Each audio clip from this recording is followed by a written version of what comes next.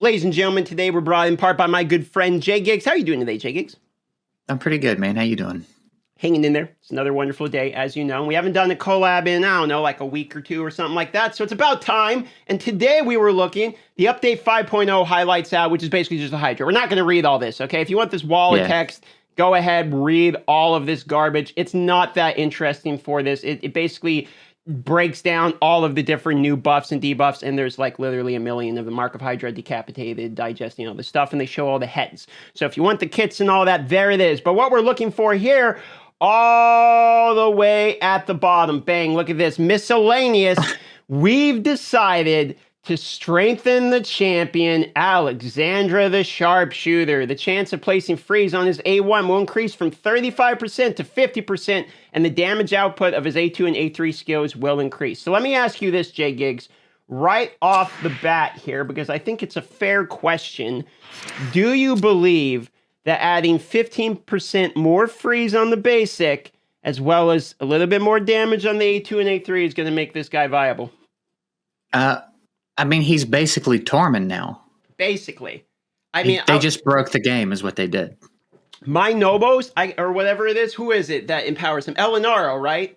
You need Elinaro? I haven't looked, actually. I'm pretty sure it's actually Elinaro to empower this guy, by the way. So crunch your 4 Elinaros into this 50% freeze now.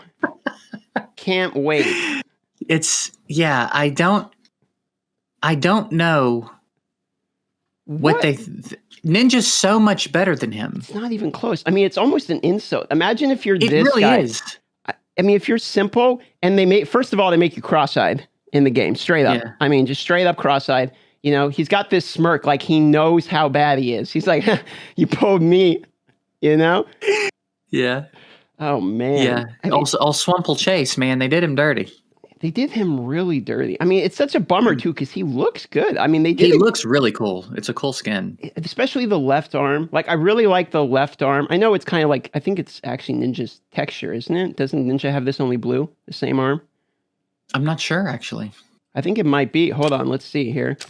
Wait, I think it's literally the same arm. Dude, imagine if they reskinned Ninja for that champ. Oh wait, I'm way off. Oh, okay, I'm way off. I thought it was the same arm. Now it's not even close. That would be hilarious though. They reskin Ninja. Dude, that'd be so dirty. Simple has a single wing. I think the only thing they did better was render that dude's face. Everything else, Ninja looks cooler. His kit is way better. You can use him at every stage of the game effectively. He's great for progression. There's people using him in endgame clan boss and everything in between. I use him in my Doom Tower.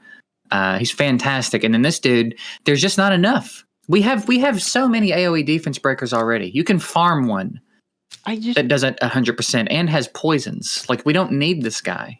I was trying to think. It's like, what does he actually do?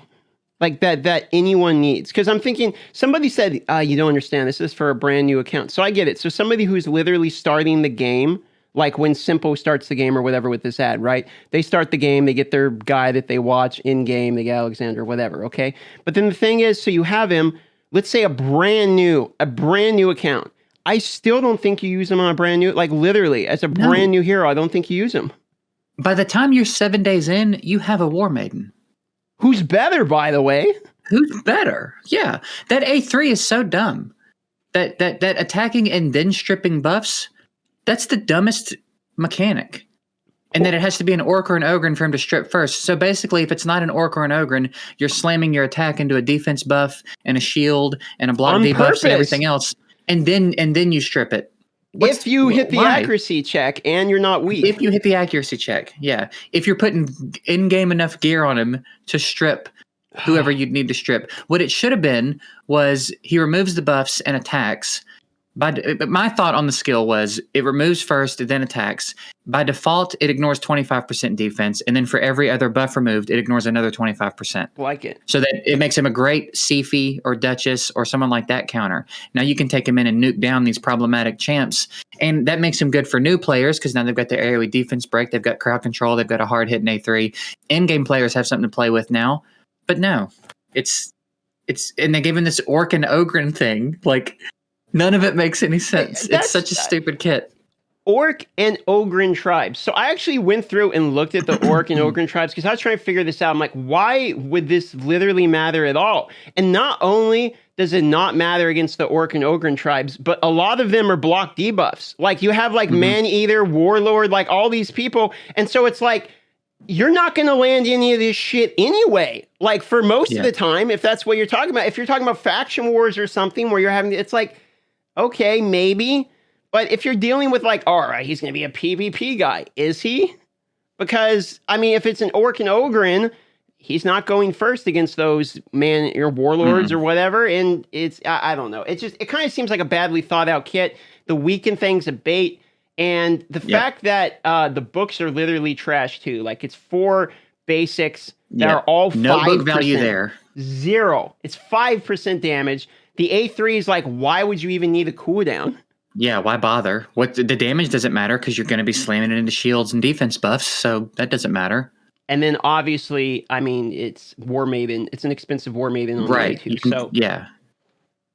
You could, and that's what, 5 books? So we're talking $150 to get that to 100% when you could just hit the campaign and grab one for free. That also has poisons in her kit. It's really, really bad. But you know what else is really, really bad, J Gigs? There's more than one thing that's really, really bad. And that would be, my friend, can you guess it, Chad? It is the Sacred Shard and Chickens that have been removed from the monthly. Yep. So we have our boy HH, of course. He has come out here and he has made a video also about it. Of course, this is off the back of, if we scroll down here somewhere, I don't know, where is it? And there you go, another person complaining about the chickens and sacreds and all that. Now, I don't know how you feel about this. I'll say basically this is just saying what we've already been saying for literally months, or I mean, however long it's been that they've announced this. I don't think anyone in the community that I've seen has changed their opinion about the login stuff. I think everyone's still really pissed about this. Now everyone's sort of making videos about this to try to double down that we're still pissed about this. I don't see any of this changing remotely. I agree. They don't have a history of displaying any interest in listening to us. And what we care about. They replaced it with an epic now. That new Scion dude. So now we get that legendary that I don't think anyone's particularly interested in. And then when that calendar ends, now it'll change to epic fragments for that Scion dude. So like now they've just progressively continued to make it worse than they already did. So I can't imagine that just because we make a couple videos telling them what we've been telling them in the content creator chat the whole time anyway. And what everybody's been saying, they're not just going to be like, oh, you know what, you're right. Yeah, this video is like, this post here is even like, does Plarium paying attention to CCs or the community? It's like, I mean, sometimes, but not.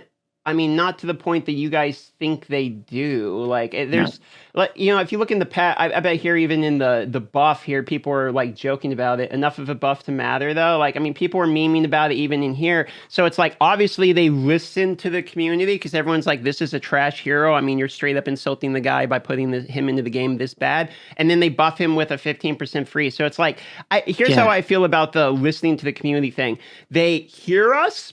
And then they tell us they heard us, and then they ignore it anyway. So it's like they do something to like acknowledge that they've heard it, like this 15% buff or whatever. You know, they'll buff something slightly. I think Faction Wars was a good example. Got retweaked like a million times because we kept complaining about it. And eventually, maybe it gets fixed, but it takes forever. And so if you guys are expecting this Sacred Shard and Chicken thing to suddenly fix because all of us are making videos about it, good luck. Yeah. Here's what I'll say too about the buff. They buffed arguably the only thing about him that was good. That's pretty good crowd control for an A1 already. It was fine. The AoE defense break is also good, but again, you can farm that and skill it up for much less. And then the A3 is a garbage skill. The A3 is a garbage skill. So they buffed the only thing that was fine. The only thing that didn't need to be buffed.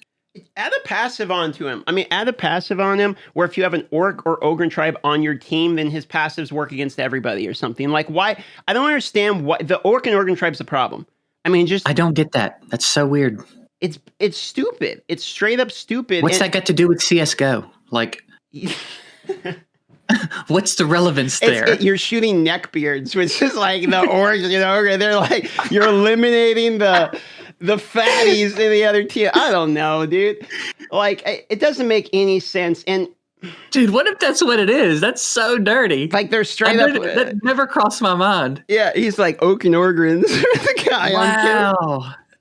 I don't know, man. It doesn't make any sense to me. But, hopefully, I mean, we got how Haley's making video about this and stuff too. We're pulling out the big guns, so we'll see. We'll see what happens. But it's just like, dude, I can't wait to see all the new players who start playing with their favorite hero and learn how just absolute dog water he is after being out for a certain amount of time. It's just, you just remove the Orgrin things on all of his moves and he's fine. I mean, just let him have AoE defense down weaken. Now we've got something. If it's across the board, now we got a little bit of something going on. That A3 still needs to be tweaked, but now we got something fun. Make the A2 50% chance on weaken, 100% chance defense down. If you really don't want to give him the Dracomore treatment, okay, whatever. But like this stuff we have now is literal dog water, and hopefully with anything we're gonna get this fixed. So there you go, ladies and gentlemen. Yet another video, another rant, I suppose, on this one. And let's J-Gigs is the person in the community who 100% has the factual information. So J-Gigs, is Sacred Shards and Chickens coming back 100%? No, probably not. There it is, ladies and gentlemen. Enjoy your new epic in 2 months.